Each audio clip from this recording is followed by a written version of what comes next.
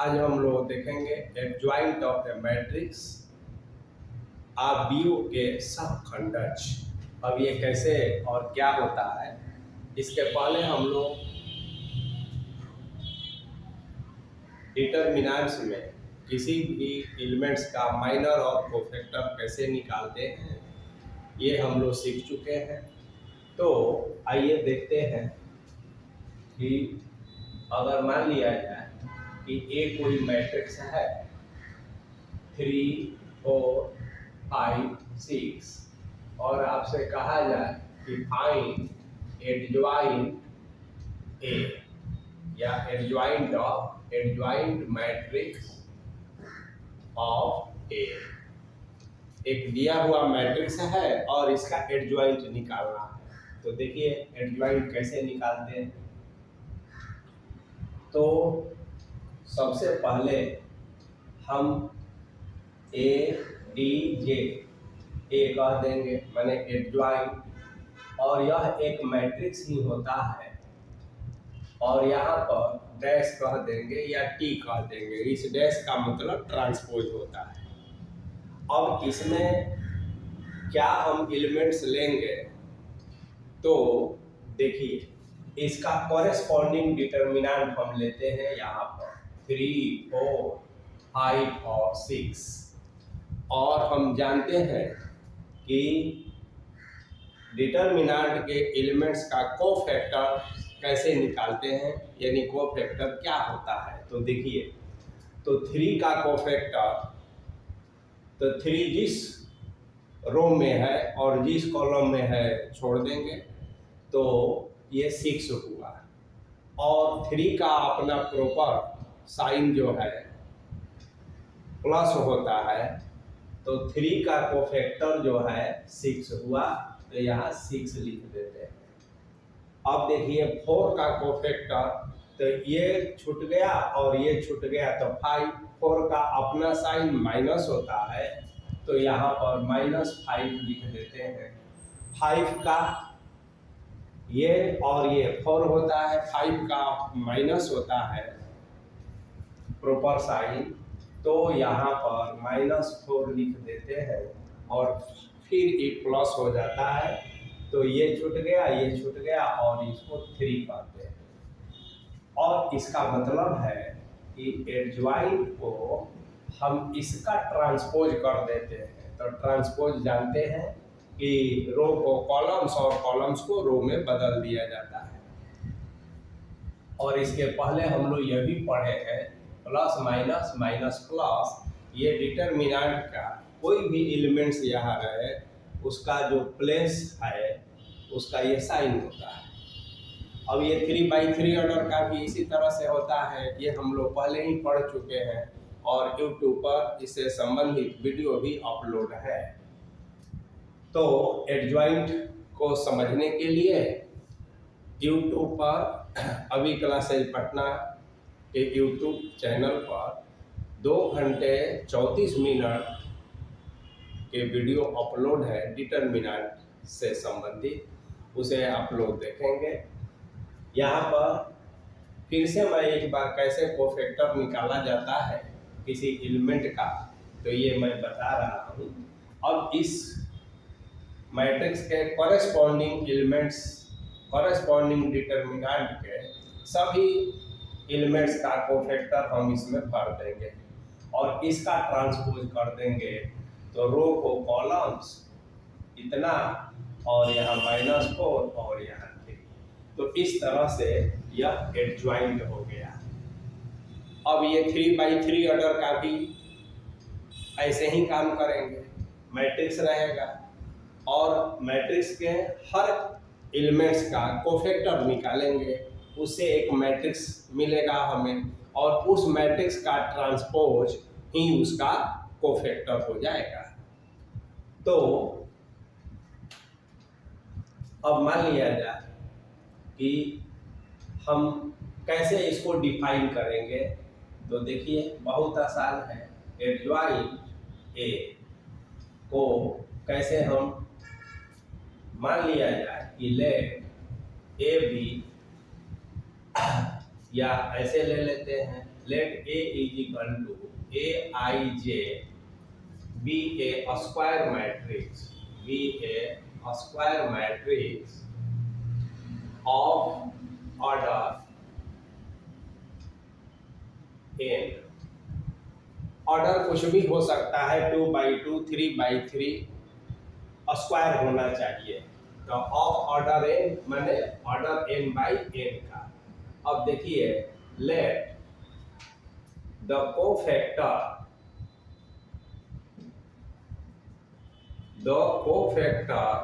Matrix of A, और इसको लिखेंगे ऐसा कि Aij है ना, Aij। तो कोफैक्टर मैट्रिक्स ऑफ A तो लिखेंगे capital Aij, where capital Aij is the cofactor of Aij in determinant of A। Matrix का कॉरेस्पॉन्डिंग डिटर्मिनेंट होता है। तो कैपिटल Aij, और हम लोग कोफैक्टर निकालने का जो तरीका सीखे हैं उसमें भी हम लोग देखते थे कि कोई भी अगर मैट्रिक्स यहाँ दिया हुआ है A11, A12, A13, तो इसका हम कोफैक्टर कैसे निकालते थे A11 का, तो इसको कैपिटल A11 कहते थे, इसका कैपिटल A12 कहते थे। तो ये ऑलरेडी हम लोग जान चुके हैं, सीख चुके हैं। तो cofactor of Aij in determinant A, then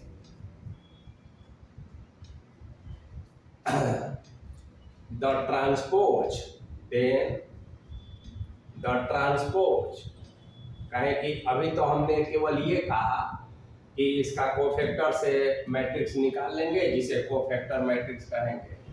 तो transpose matrix of cofactor matrix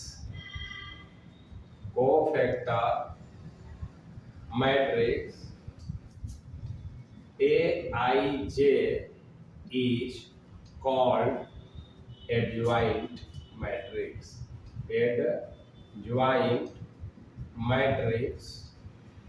of A. It is denoted by adjoint A। तो ये हम लोग का डिफिनीशन हो गया।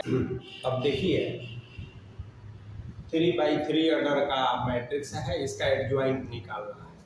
तो सबसे पहले आपका क्या करेंगे कि लिखेंगे adjoint A is equal to एक मैट्रिक्स बनाएंगे और इसका हम लोग ट्रांसपोज कर देंगे। अब इसमें क्या फिल करेंगे, तो यहाँ पर 1 है तो 1 का कोफैक्टर। तो देखिए 1 का कोफैक्टर कैसे निकालेंगे, तो ये 1 जिस रो में है और जिस कॉलम में है इसको छोड़ देंगे तो ये बचेगा। तो 0 इंटू 3 0 और माइनस 0 इंटू -2 0, 0 माइनस 0 0। तो 1 का कोफैक्टर 0 हुआ तो यहाँ 0 लिख देंगे। उसी तरह से -1 का कोफैक्टर तो प्लस माइनस, तो इसका अपना प्रॉपर साइन माइनस होता है, तो इसको छोड़ देंगे ये और ये। तो 3 इंटू 3 9 और -2 यानी कि प्लस, तो 9 और 2 11, और चूंकि इसका माइनस होता है तो -11 हो गया। अब ये 2 का कोफैक्टर कैसे निकालेंगे, 2 जिस कॉलम में है और जिस रो में है, तो 0 इंटू 3 0, -1 इंटू 0 0, यानी कि ये 0 हो गया। अब इसी तरह से आप 3 का, 0 का, -2 का और 3 का निकालना है। तो जिस कॉलम में है उसको छोड़ देंगे, जिस रो में है उसको छोड़ देंगे, और 3 का अपना प्रॉपर साइन माइनस होता है। तो 3 छूट गया रो और कॉलम, तो 1 -3 -3 हुआ। और -0 और माइनस माइनस प्लस हो गया, तो यहाँ पर 3 का 3 ही हुआ। ठीक है, इस तरह से इसका भी निकालेंगे, इसका भी निकालेंगे, सबका निकालेंगे। तो ये अब आप निकाल सकते हैं। अब इसका ट्रांसपोज कर दीजिए, इसलिए adjoint A is equal to जो रो है इसको आप कॉलम बना दीजिए, ये 3 समथिंग समथिंग एंड समथिंग, यही एडजॉइंट हो गया। तो हम लोगों ने देखा कि किसी मैट्रिक्स का एडजॉइंट कैसे निकालते हैं। अब देखिए, एडजॉइंट से और मैट्रिक्स और उसका कॉरेस्पॉन्डिंग डिटर्मिनेंट को लेकर कुछ इंपॉर्टेंट थ्योरम्स है जिसे हम लोग देखेंगे। तो जैसे पहला थ्योरम्स लेते हैं कि यदि ए एक स्क्वायर मैट्रिक्स है, इफ ए बी ए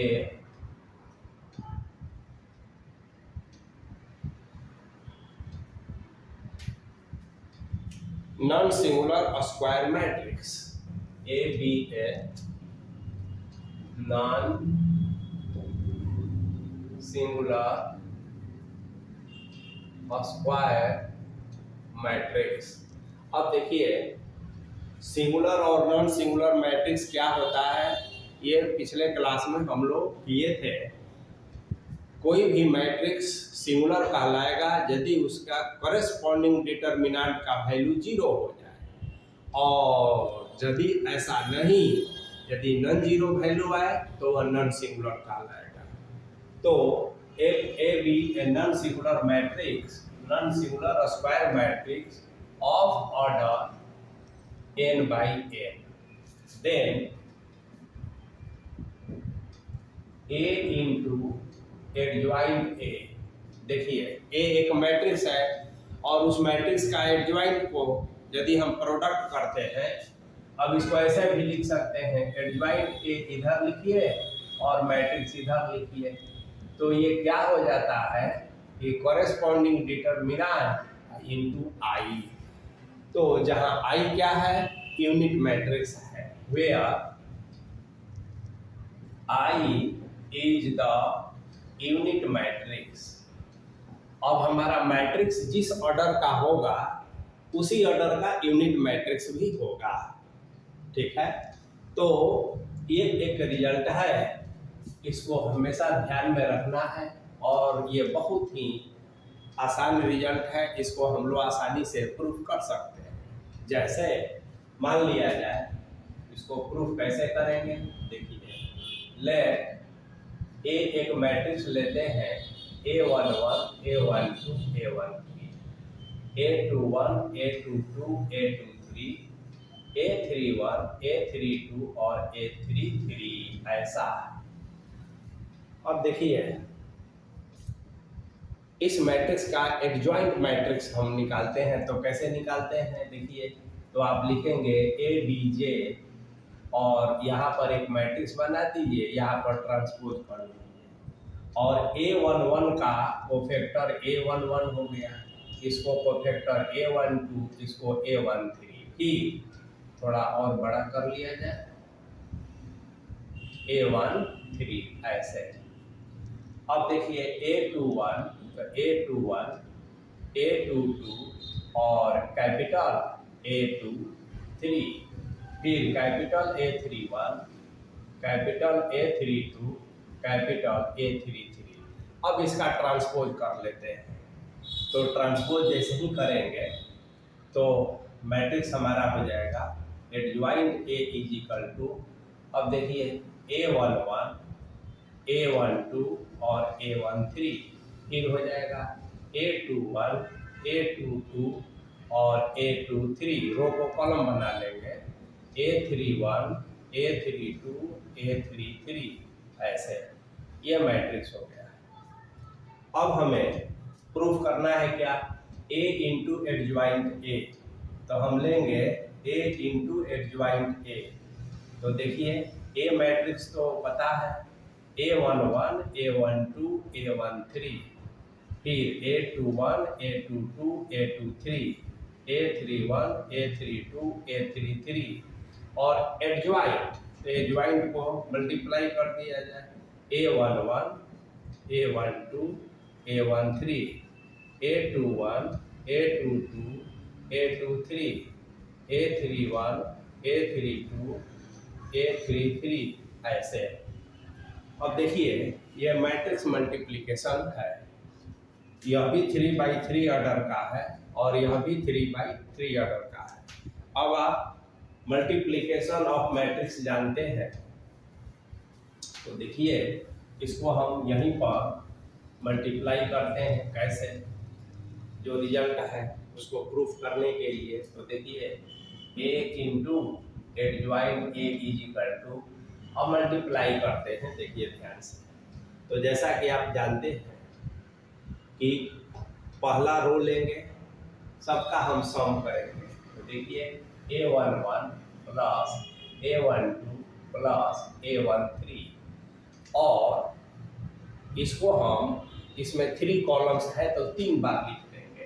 फिर दूसरा लिखेंगे A11, A12 और A13 और एक बार फिर A11 plus A12 plus A13 ऐसा। अब सेकेंड रो है तो यहाँ लिखेंगे A21 plus A22 plus A23। अब फिर से रिपीट इसी को करेंगे, A21 plus A22 plus A23, फिर कहेंगे A21 plus A22 plus A23 और अब तीसरा रो लेंगे तो A31 plus A32 plus A33 और फिर इसी को रिपीट कर देंगे A31 plus A32 plus A33, फिर A31 plus A32 plus A33 ऐसा, और ऐसा इसको हम मैट्रिक्स को बंद कर देंगे। तो ये तो रो का काम हो गया। अब सेकेंड वाला में हम कॉलम चुनते हैं। कॉलम, तो ये पहला कॉलम है A11 A12, तो यहाँ लिख देंगे हम A11, यहाँ लिख देंगे A12 और यहाँ A13 और इसी को यहाँ पर फिर हम रिपीट कर देते हैं। यही नियम आप जानते हैं, A13, A11, A12 और A13 ऐसा। अब सेकेंड कॉलम चुनते हैं 2 1s, तो देखिए A21, A22, A22 और A23 ऐसा। फिर यहाँ पर चुनते हैं, यही चीज रिपीट हो जाएगा, A21, A22 और A23, फिर रिपीट हो जाएगा A21, A22 और A23। अब देखिए A31, तो यहाँ लिखेंगे A31, A32 और A33, पुनः रिपीट होगा A31, A32, A33, फिर से A31, यहाँ पर होगा A32 और यहाँ पर होगा A33। अब इस रिजल्ट के आधार पर आप देखेंगे कि ये जो रिजल्ट है A11, A11, मैंने देखिए किसी भी एलिमेंट और उसका कॉरेस्पॉन्डिंग जो कोफैक्टर होता है, अब उसका सम करने पर ये डिटर्मिनेंट के वैल्यू को ही देता है। ये हम लोग पिछले क्लास में पढ़ चुके हैं।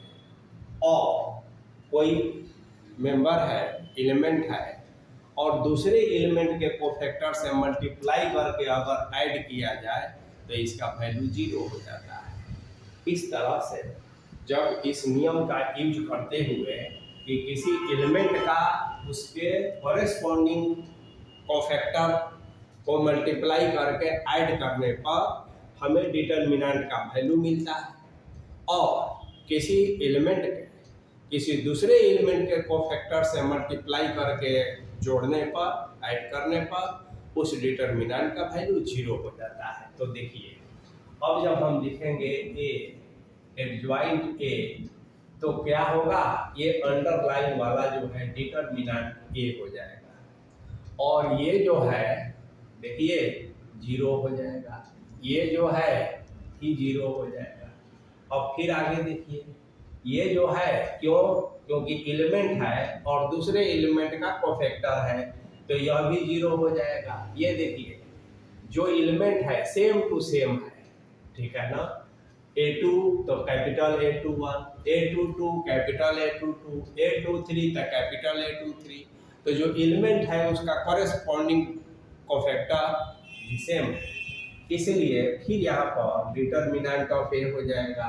ये फिर जो है दूसरा है इसलिए जीरो हो जाएगा। और देखिए फिर ये दूसरा है, ये दूसरा है, दूसरा माने एलिमेंट जो है उसका कॉरेस्पॉन्डिंग कोफैक्टर नहीं है, दूसरे एलिमेंट का कोफैक्टर है, तो इसका जीरो हो जाएगा, इसका जीरो हो जाएगा। और यहाँ देखिए सेम टू सेम है, तो फिर से डिटर्मिनेंट ऑफ ए हो जाएगा। और यदि इस रिजल्ट में हम देखिए ध्यान से, यहाँ पर तो हम लिख देंगे ए इंटू एडजॉइंट ए ऐसा, और देखिए ध्यान से कि a इंटू एडजॉइंट ए, तो ये हो गया डिटर्मिनेंट। तो डिटर्मिनेंट को ऐसे हम बाहर कर लेते हैं। और यहाँ क्या बचा मैट्रिक्स में, तो यहाँ बचा 1 0 0 0 1 0 0 0 1, तो ये i बच गया। इसका मतलब है a into adjoint A is equal to determinant of a into I. यही प्रूफ करना था। तो ये एक इम्पॉर्टेंट रिजल्ट है कि किसी मैट्रिक्स का उसके कोफैक्टर से यदि मल्टीप्लाई किया जाए तो रिजल्ट क्या होता है, डिटर्मिनेंट ऑफ ए इंटू आई। आई यानी यूनिट मैट्रिक्स। अब जितने ऑर्डर का मैट्रिक्स रहेगा आई उतने ही ऑर्डर का हो जाएगा। तो ये हम लोगों ने देखा। अब देखिए इसी रिजल्ट के आधार पर कुछ और हम इम्पोर्टेंट डिडक्शन देख सकते हैं। जैसे देखिए ए एडजॉइंट ए, ये तो मैट्रिक्स है आप जानते हैं, और डिटर्मिनेंट ऑफ ए और आई ये भी मैट्रिक्स है, ये नियम हम जानते हैं। अब क्या करते हैं कि इस दोनों मैट्रिक्स का कॉरेस्पॉन्डिंग डिटर्मिनेंट हम निकालते हैं। तो देखिए क्या होगा, तो इधर हम a इंटू एडजॉइंट ए कह देते हैं, और इधर भी हम कॉरेस्पॉन्डिंग डिटर्मिनेंट तो a और i ऐसा कह देते हैं। दोनों तरफ हम कॉरेस्पॉन्डिंग डिटर्मिनेंट का यूज कर लेंगे।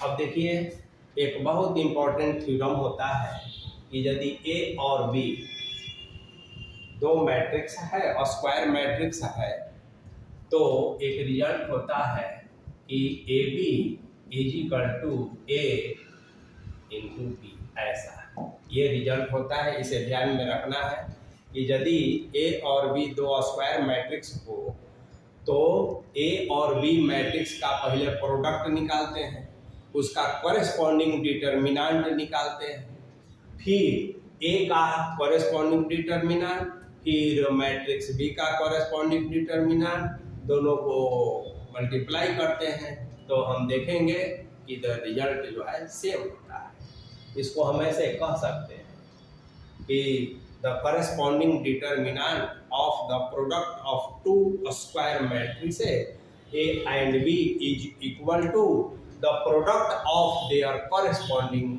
डिटर्मिनेंट्स, ऐसा हम बोल सकते हैं।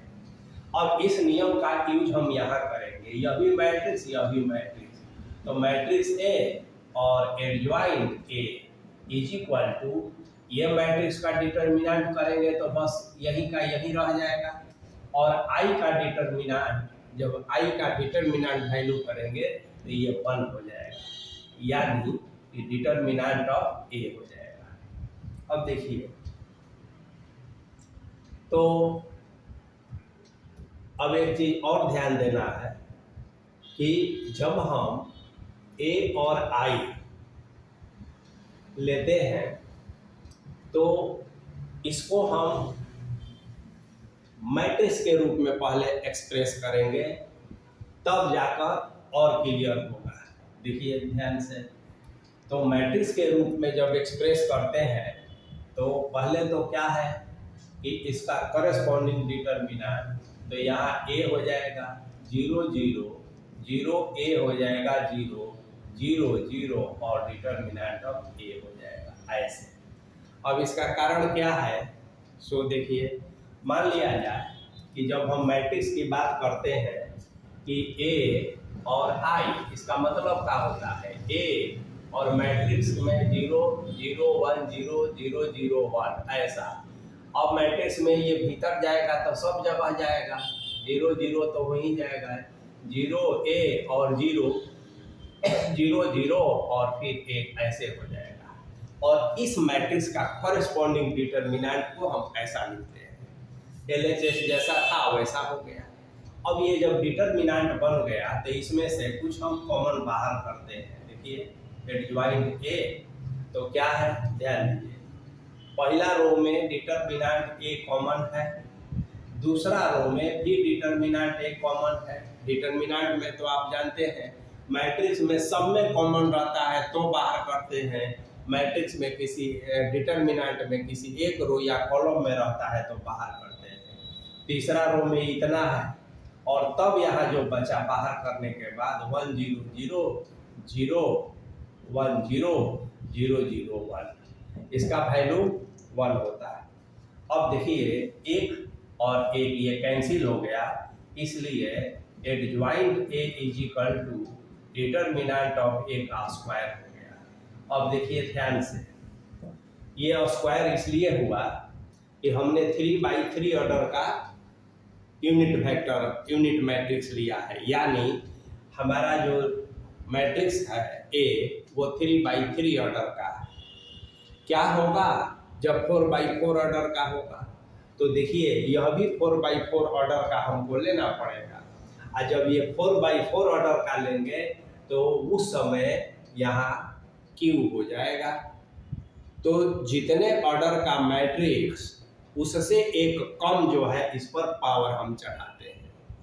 तो यह नियम हुआ कि अगर कोई मैट्रिक्स है तो लिखिए, ये नियम हो गया ऐसा कि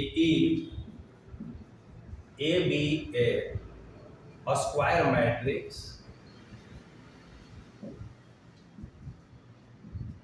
ऑफ ऑर्डर n/n, या ऑफ ऑर्डर n कहने से भी काम चल सकता है, देन ये रिजल्ट हो गया कि adjoint A determinant of adjoint A determinant of A और n-1, चूंकि n ऑर्डर का मैट्रिक्स है तो इसीलिए यह n-1 हो गया।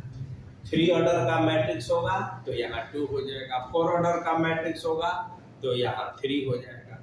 तो जितने ऑर्डर का मैट्रिक्स उससे कम जो है, तो ये एडजॉइंट निकालना हम लोगों ने सीखा, और एडजॉइंट के जो कुछ रूल्स है इसके बारे में भी हम लोगों ने जाना। अब देखिए कि इन्वर्स मैट्रिक्स पहले ही हम लोग पढ़ चुके हैं कि इन्वर्टेबल मैट्रिक्स क्या होता है, और एलिमेंट्री ऑपरेशन का यूज करके किसी मैट्रिक्स का इन्वर्स कैसे निकालते हैं। ये मैट्रिक्स के जो पीछे पहले का क्लास है उसमें हम लोग विस्तार से पढ़े हैं। अब किसी मैट्रिक्स का इन्वर्स निकालने का एक दूसरा भी मेथड हमें प्राप्त होगा, और वो एडजॉइंट ऑफ मैट्रिक्स के द्वारा। तो देखा जाए, inverse of matrix, inverse of matrix, तो एडजॉइंट के द्वारा कैसे हम किसी मैट्रिक्स का इन्वर्स निकालते हैं ये हम लोग को सीखना है। तो देखिए, इन्वर्स ऑफ ए मैट्रिक्स, चूंकि पहले पढ़ चुके हैं तो डायरेक्ट हम कोई प्रॉब्लम लेते हैं और उसको कर देते हैं। तो find the inverse of a matrix A is equal to, मान लेते हैं 1 2 3 4। अब देखिए किसी भी मैट्रिक्स को इन्वर्स तभी होगा जब वो नॉन सिंगुलर हो। तो यहाँ चेक करना पड़ेगा क्या कि डिटर्मिनेंट ऑफ ए 1 2 और 3 4। अब आप देखेंगे कि 4 - 6 यानी कि -2, यानी कि determinant of A not equal to 0, so A is non singular, है ना, नॉन सिंगुलर। इसलिए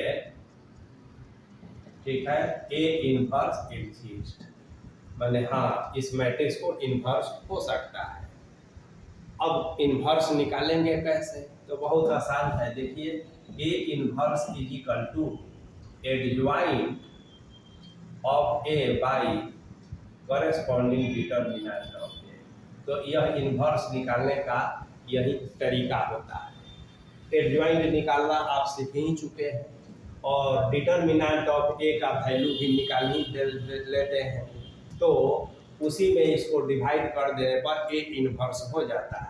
अब जैसे देखा जाए, पहले इस मैट्रिक्स का हम एडजॉइंट निकालते हैं। तो देखिए एडजॉइंट ए बराबर एक मैट्रिक्स लेंगे, ट्रांसपोज कर देंगे 1 का कोफैक्टर, तो ये छूट गया ये छूट गया, तो 1 का 4 होता है। 2 का ये छूटा -3 होता है। 3 का ये छूटा तो -2 हो जाएगा। 4 का ये छूटा तो 1 हो जाएगा। और इसी को क्या कर लेंगे, ट्रांसपोज कर लेंगे। तो 4 - 3 और -2 और 1। अब जो फार्मूला है उसमें इसको हम बैठा देते हैं ए इनवर्स। तो देखिए इसको हम ऐसे भी सजा के लिख सकते हैं एडजॉइंट ए। तो 1 बाई डिटर्मिनेंट ऑफ ए का वैल्यू -2 आया है, और एडजॉइंट मैट्रिक्स 4 -2 -3 और 1 आया है।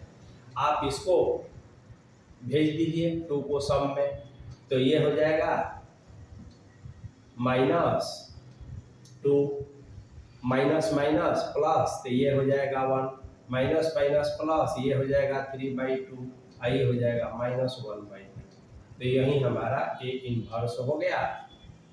अब देखिए यह इनवर्स सही है या नहीं, तो इसका ए और ए इनवर्स में मल्टीप्लाई कर दीजिए, तो यह यूनिट मैट्रिक्स आ जाना चाहिए। तब आप कहेंगे कि हाँ ये इनवर्स सही